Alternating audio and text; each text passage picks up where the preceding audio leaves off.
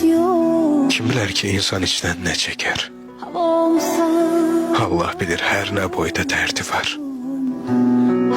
Üzdən gülər, ürəyində qəm çökər.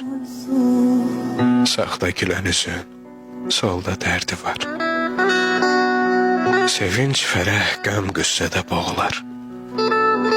Aciz bəndə dərd, kədərdən yorular. İnsan qəlbi gözlərindən sorular. Sağda gülən gözün, solda dərdi var. Yalan sözün dildə solar qəhərdən. Düz sözdürsə, acı olar zəhərdən. Böhtan çapar, sonda yıxar yəhərdən. Sağda yalan sözün, solda dərdi var. Neçə dərdə dözsün, görən bu ürək.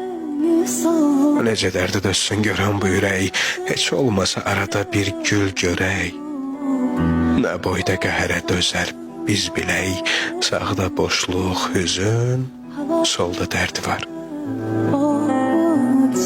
İnsanoğlu bir ömür gün yuxudu.